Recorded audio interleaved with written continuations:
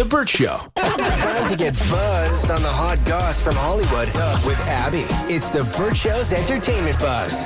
The one rule about the Met Gala is you can't show up looking hot. Oh, that was last night. Yes. I was watching the Tom Brady roast. Forgot all about it. The biggest night in fashion that will only happen once a year. You turned on Netflix to watch something you could watch any other night of the year. It was the biggest night of roasting. In a long time. So, of course, the Met Gala was last night. Of course, I was sitting on my phone, refreshing, trying to look at everyone's outfits so I could judge them from the comfort of my couch in my bike shorts and my oversized Falcons t-shirt that's covered in sweat. But what I was saying is the one rule about the Met Gala is you can't show up looking hot. You got to show up looking like art. Yes. And I feel like, once again, we had another trivial year where some people wanted to show up looking hot instead of looking like art. And the theme again, You have it, The Garden of Time, and it's inspired by a short story that is basically like rich people can't escape death and aging. Gotcha. All right. So it wasn't really about florals if you really dig deeper into the theme, right? Yeah. Some people heard garden, they were like, okay, flowers. Flowers. And I did appreciate those gowns, and it was so beige. Beige. It was so beige. I mean, and some of the silhouettes of the beige dresses were nice, but like when Chris Hemsworth showed up, I'm like, dude, you look like you belong in GQ, not at the Met Gala. Now when Bad Bunny showed up, that gave Met. Bad Bunny had like a whole hat situation. It looked like a bonnet. He had some fun little tiny glasses on. I was like, ooh, when you got to sign the Declaration of Independence at 5, but the Met Gala's at 6. I'm looking at the dudes and they just seem lost. So if you're not into fashion, this is how you can think of it. Have you seen Hunger Games? Yes. You know Effie Trinket. May the odds be forever in your favor. Yes. Everyone is dressed like that. Okay. It's over the top. Looks like the capital from the Hunger Games. The only picture I saw was an hour before the Met Gala, and it was Doja Cat, and she showed up in a clear garbage trash bag with nothing on underneath it. And that's when I said, you know what? I think I'm going to watch Tom tonight.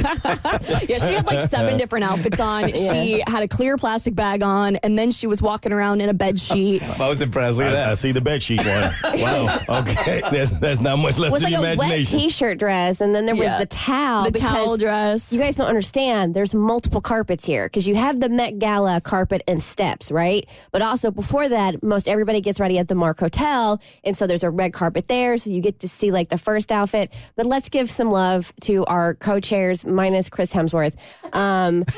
J-Lo looked amazing. J-Lo looked stunning. Predictable, but she looked amazing. That dress was everything. And then Zendaya giving us not one, but 2 looks. Two looks. 2 looks. 2 looks. Okay, so what you're saying is it takes a lot of time? Oh, my so God. So 2 looks is kind of amazing? She walked the carpet and then disappeared and then came back at the very end and walked the carpet again in a completely different look, different hair, different makeup, all of it. It looked amazing. What did you guys think of Gwendolyn Christie? She loved looked it. so art. For those who don't know, that's Brienne of Tarth from Game of Thrones. The big lady knight. She had her hair was like a flat top almost, and she had this like black cape and bright red dress. It was giving vampire. Oh, I loved bit. it. Yeah. It was like she came, she showed up. I love anybody who did something different, who showed up and showed out, even if I like didn't like it.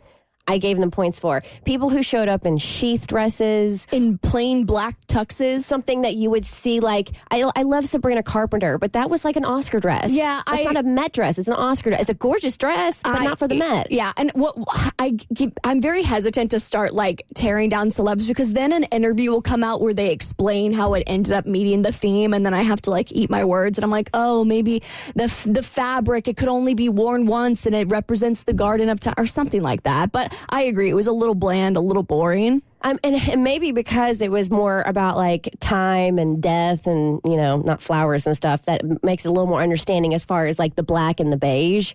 But yeah, I was left wanting more. Yes, I agree. What do we think about Mindy Kaling? Loved it. Thank you. Yes, a perfect example. You can be beige but not boring. You're Yes. so well-rounded. Is that because Cassie has it on her screen right now? No, he had it on his screen and I pulled it. He pulled it up and I was like, let me look at that. She was one of my favorites because it was beige, but at least it was like it had personality. I need something with what Lana Del Rey did. So avant-garde. It was art. It was beige, but it was beautiful. You can be beige without being boring. Okay. So The story of my life. different shades of beige are fine. You look disappointed, like there's more to talk about. Well, you've got 4 of these. I've got some beef I've got to settle with some of these people who attended the Met Gala who straight up didn't try. I might start the next big rap feud coming up on your next e-bus. We got Met beef. We got Met beef, and I have a diss track coming. Okay, nice. The Bert Show.